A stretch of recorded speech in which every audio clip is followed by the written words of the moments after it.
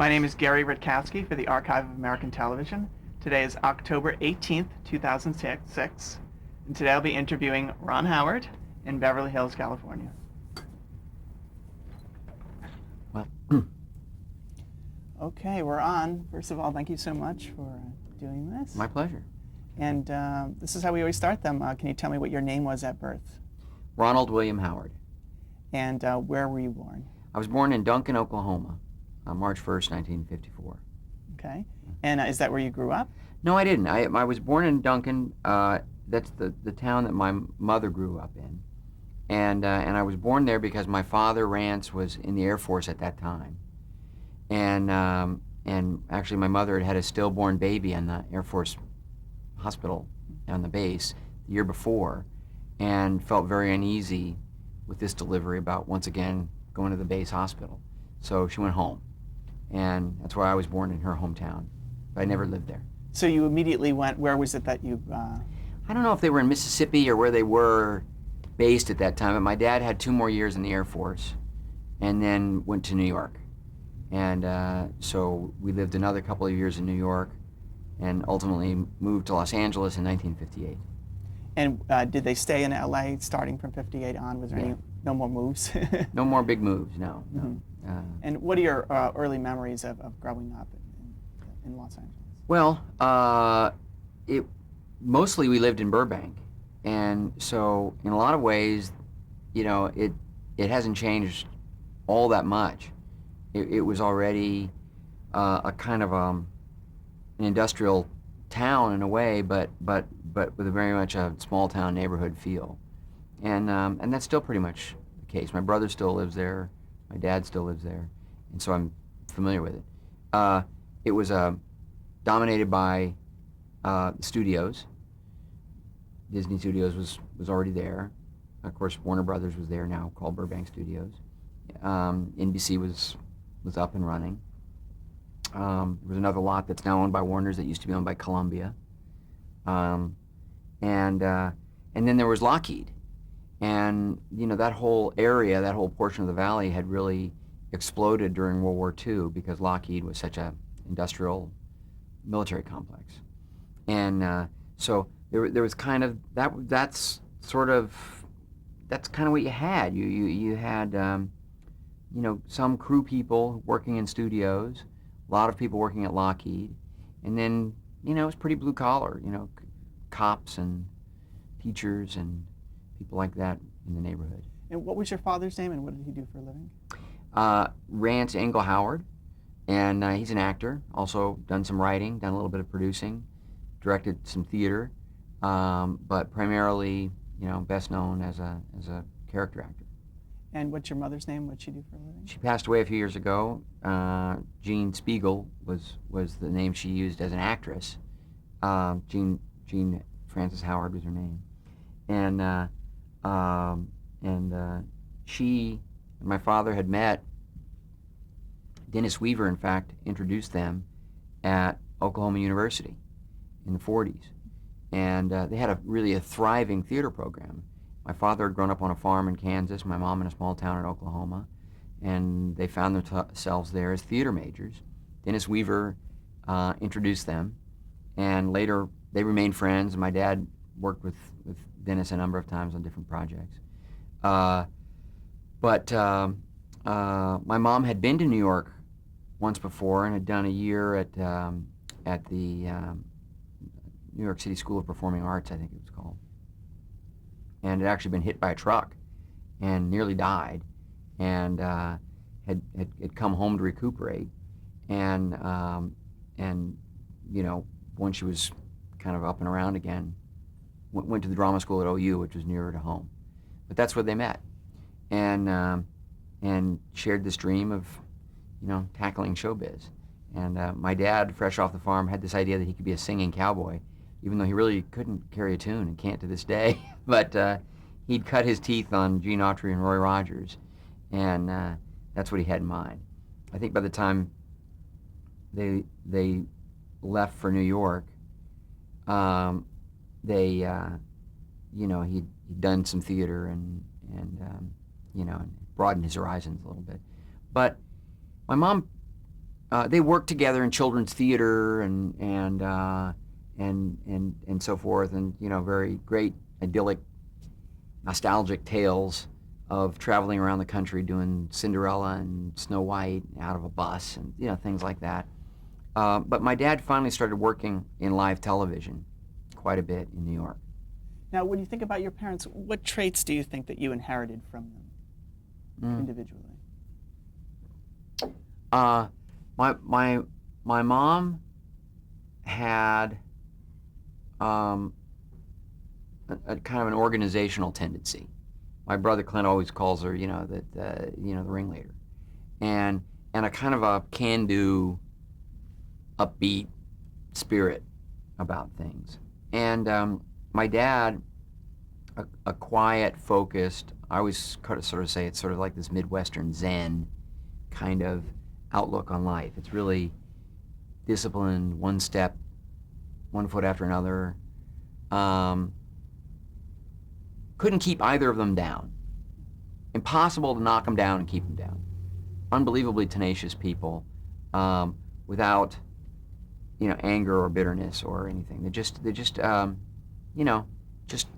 made a decision about the kind of life they wanted to lead, and did it. And of course, my father Rance, who's done zillions and zillions of jobs and parts and plays and movies and TV shows, but he never became Gary Cooper. He never fulfilled his wildest fantasies with the business. But here we are. I think he's 77, soon to be 78. He's working more than he ever has, just almost constantly, and and he's very, very grateful. But he still has this wonderful, joyous ambition, appreciation, zeal for his work and the business in general. So do you think some of these things rubbed off onto you, your personality? I'm a very optimistic person. I'm a pragmatist. I recognize, all the possibilities, light and dark. There's even a part of me that's quietly can be quite the catastrophic thinker. But at the end of the day, I'm innately inclined to see the silver lining. And I think as a director, that optimism pervades everything I do, and because I believe in the possibility of hope, and I believe in celebrating it, not to the exclusion of acknowledging tragedy and the fact that no one's exempt from a good measure of pain in their life. But I see this kind of balance, and it comes directly from my parents. And how did you start getting involved in show business yourself? Well,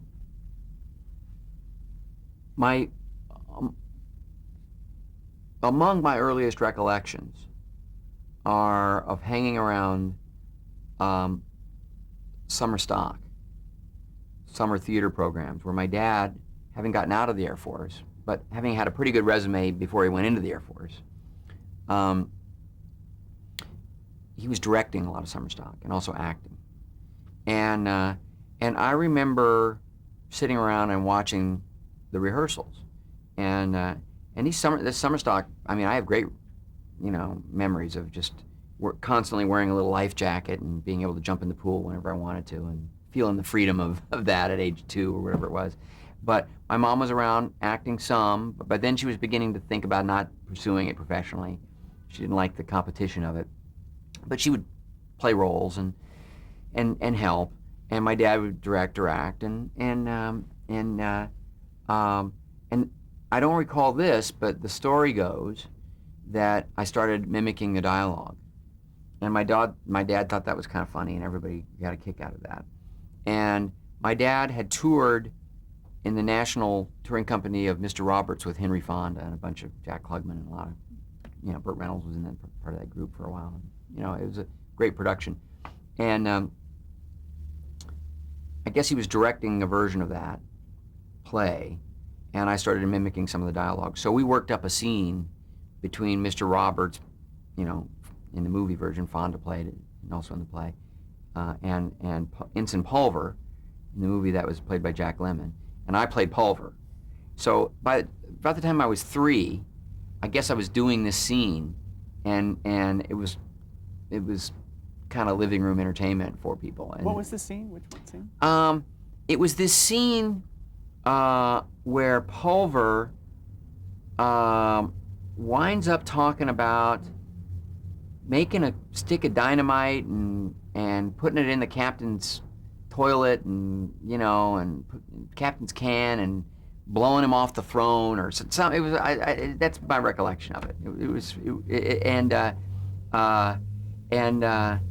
But I know that it starts off with Pulver saying, "What do you think of me, Doug? Honestly." And so that was the first line of dialogue that I ever learned. "What do you think of me, Doug? Honestly." And then Mr. Roberts' line is, "Honestly?" And then Ensign Pulver says, "Honestly."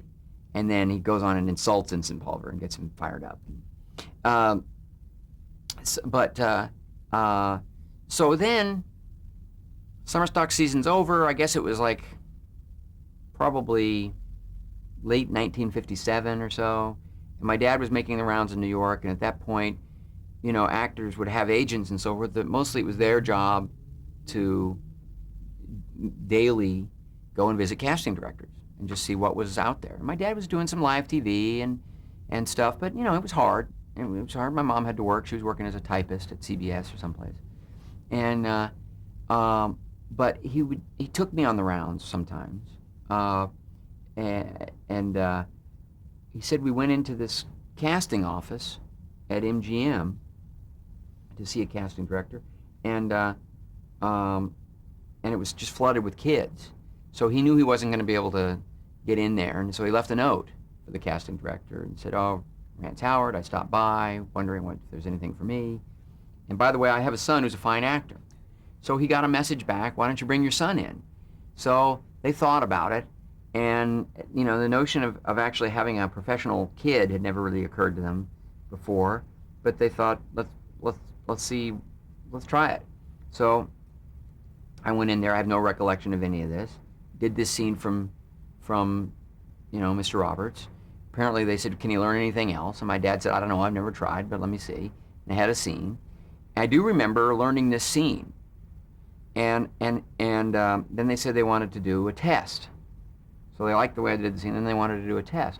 And I remember my dad and a friend of his, another actor, I remember practicing for this test, and my dad had the actor, a friend, hang a can from a broomstick, so it was like a boom mic, and move it around.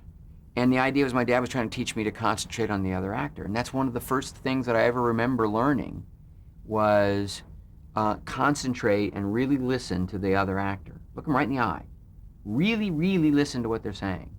And, and your next line will make sense if you're just really listening. Don't pay attention to any of this other extraneous stuff. You may not have used the word extraneous. But we practiced. I really remember that. And I thought it was fun, And in general, was your dad your coach for your acting career? He's a great acting teacher, and could have always chosen to do that professionally because people caught on right away. They had a great knack for kids, and every once in a while, someone would ask him to be a dialogue coach on a film or a TV series or something like that because they could see that he had a natural gift for this, and did this for myself and my brother. And what did they do with that test? I don't know what happened with the test, except I got the part. It was a movie called The Journey, and I was going to play Ann Jackson and Eli Wallach's little boy. It was a movie about the Hungarian Revolution that starred Yul Brynner and Deborah Kerr, directed by this famous European director Anatole Litvak, and it was going to film in Europe. And my dad got a small part in it as well, and that meant they would pay my mom's way over there to look after me, and it was an opportunity to go to Europe. And so they started saying, "Well, do we want to have a kid in show business?" They'd heard all the same horror stories that everyone else had at that point, and they felt like, well, look, we're struggling actors, you know, we'll take this amount of money that he can earn, put it away for him, let it draw interest, buy bonds with it or something, and it'll be a start toward college. And he never has to do it again if we think it's a lousy experience. It was a pretty small part, but we did it. We went to Vienna, Austria. I remember so much about that.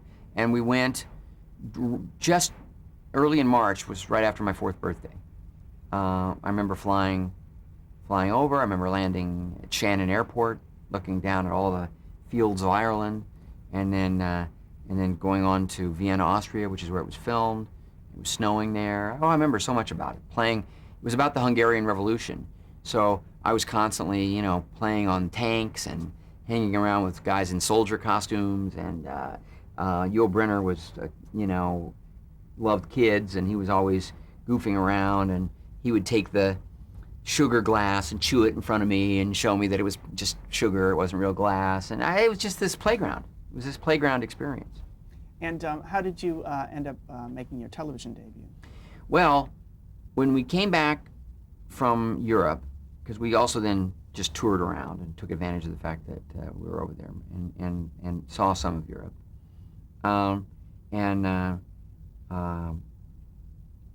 came back on an ocean liner, which I remember a little bit too. It was great. I mean, it's a fantastic experience. But a remarkable thing had happened. Television had pretty much moved from New York to Los Angeles. And my dad was mostly making his living working in television. He'd done quite a bit of live TV and then working in summer stock. But they were also making a lot of Westerns. And my dad, grew up on a farm, but his mother loved horses, and they always did a bit of ranching also. And so he kind of fancied himself a cowboy. And he's still, to this day, a great rider and very comfortable around livestock and does a lot of Westerns. So he thought he better go to Los Angeles. So they had this 52 Plymouth, they packed that up and, we drove across country. I remember that pretty vividly, and drove to a little tiny apartment in Burbank, California, on Cordova Street. And they then moved to a slightly bigger apartment across the way. Then we moved to Hollywood for a couple of years, and then the first home that they bought was on Cordova again. So Cordova Street in Burbank plays a big role in my life. Oh, when you did that test, were you in New York or were you here? That was New York. Mm-hmm. All that was New York. Okay. And so you didn't do any kind of TV in New York? No, but when we got here, my dad's agent put me up for a few things, and one of the things, the first thing was a sketch. What was Red Skelton's hobo character's name? Freddie. Freddie the Freeloader. Freddie the Freeloader. It was a Freddie the Freeloader sketch, and a bunch of kids, and I got this part. And I really remember Red Skelton, but I don't remember much else. But I guess there was like a little improving, and I was able to hang in there, and it was live TV still at that time. And I did well. So then a few weeks later, Playhouse 90 needed a little kid. And so at CBS, the word had Ethel Wynant, the casting director there, kind of knew that there was this little kid who seemed to be able to handle one live TV show, maybe handle another one. So I wound up doing a couple of the Red Skeltons and 3 Playhouse 90s, including one pretty large part of Playhouse 90. It's still, I might have turned 5 by now, but really young. And that just led to an unbelievable array of roles that year. I mean, I don't know, 20, 30 jobs. What were the Playhouse 90s you did briefly? I don't remember the titles of them, but the one that I remember most vividly was one where, because they had to dye my hair, was one where I was playing a Jewish kid, and the parents had dyed my hair blonde in order to hide me from the Nazis, and I don't know the title of it, But I remember getting my hair peroxide. Do you remember the concept of live TV? Were you at all nervous or anything like that? No, I wasn't nervous at all. I mean, I was, I kind of knew that there was only one chance, and I knew that you could sense it, and I remember it, but not as a panicky thing. Mm-hmm. I made one mistake apparently on live television. There was this one episode of Playhouse 90, and there was a scene where I was supposed to be in a bathing suit and run out and jump in the back of a car, a convertible. It was a kind of I don't know, 30s style convertible. And they had done a snow scene. So in the back of the car, it had collected up a bunch of the wax paper. In those days, they were wax paper snowflakes. And apparently, I came running out there in my bathing suit, and reached down and said "snow," and started throwing it up in the air. And of course, that had nothing to do with the episode, and it was kind of giving things away. So everybody was a little worried about that. But then the director said, "No, it looked like it was hilarious. It looked like he was pulling the stuffing out of the back of the car and thinking it was snow." So that was my one chance to really screw up a live TV show, and I guess we dodged that bullet. Did someone tell you about that later on in life, or you don't remember? I remember hearing about it right afterward. Oh, okay. Yeah, but that it was okay, But it was fun. I mean, I found the whole thing pretty fascinating, and like they had I think my character drowned in one of the episodes, and they had a swimming pool, and you didn't see me fall in or anything, but my dad showed me how it looked deep, but it wasn't deep. It was just the way it was painted. And I remember him sticking his finger in, and the water only went up to about here. And, it was just learning the magic of putting on a TV show. But this led to, I remember getting to do a Twilight Zone episode with Gig Young. I remember doing... Tell me a little bit about that Twilight Zone, 'cause it's sort of a famous one. Well, it was only one day of shooting, and it was really close to home because it was shot on the lot in Burbank. The one that Columbia then owned and now Warner's owns. And so I remember walking to work. But it was really easy. I just had one little scene with Gig Young, and it was just pleasant. I don't remember much more about it than that, and the fact that I really liked Twilight Zone. So I was beginning to know I was actually on shows that I liked, which of course was fantastic when I started working on Dennis the Menace. In 1 year, I did about, I don't know, maybe 4 or 5 Dennis the Menaces. I was kind of part of Jay North's gang there on that show. And, which was always fun to be around the other kids. I don't think I had very big parts. I don't remember feeling any particular, challenge with it or having to learn a lot of lines or anything. But what was really strange is that it was the first year of the show, and they were trying to get Jay's hair to do that thing, that that exists in the comic books, where it's got like a giant tuft here that kind of comes back, and he used to be so miserable because they'd make him sit over in between shots with this kind of hairnet to try to form the hair, and then they'd spray it and stuff, and it was so annoying. And I just remember thinking, man, I'm glad nobody's doing that to me. And then the next year they gave up on that and they just let his hair be natural.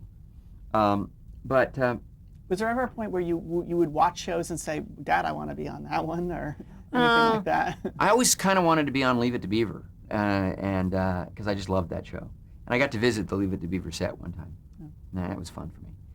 But I did some of the westerns like Johnny Ringo and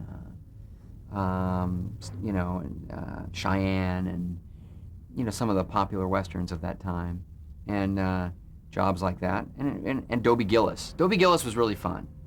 I liked Bob Denver was funny, and Dwayne Hickman was really nice to me. I remember, and it's another show that I really liked, and I had a couple of episodes of that, and I was enjoying all this. I always found it fun. I don't have a single stressful recollection surrounding any of those early jobs. And then most fun of all was this part that I got to do on an episode of General Electric Theater.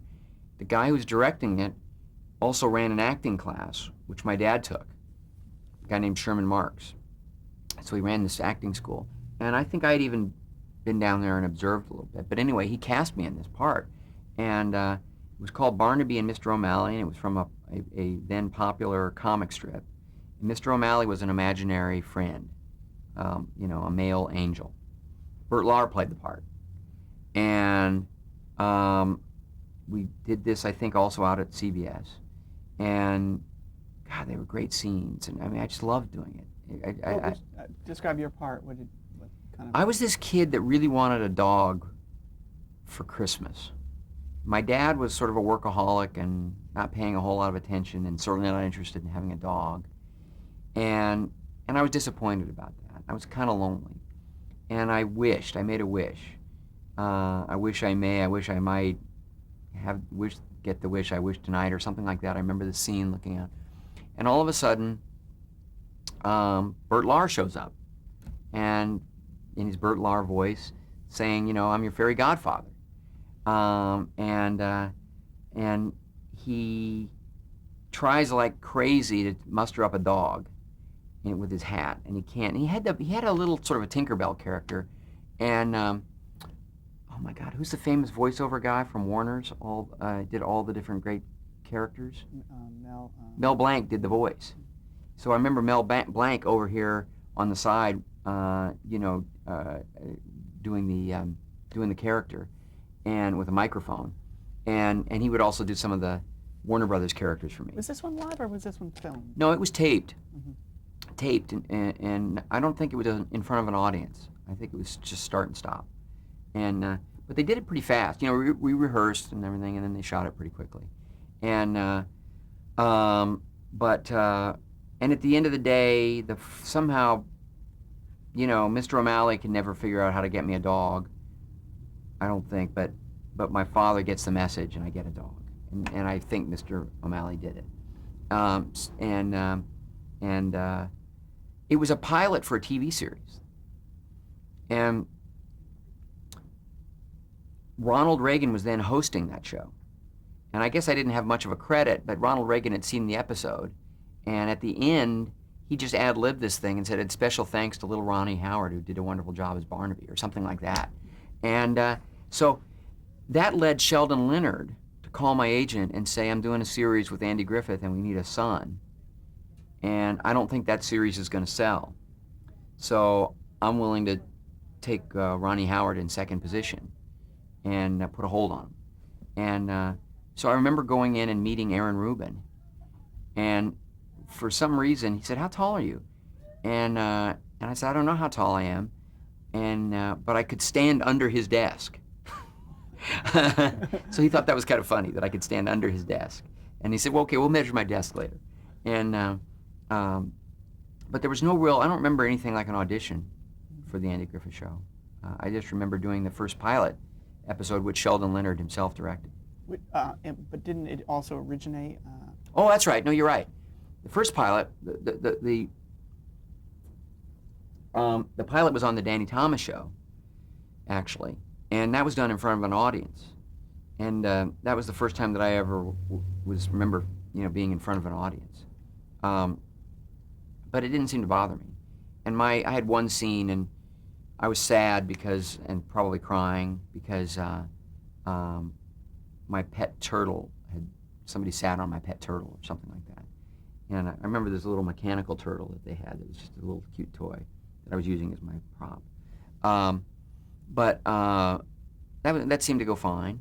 And let me interrupt you right there because we're at the end of our first. Okay.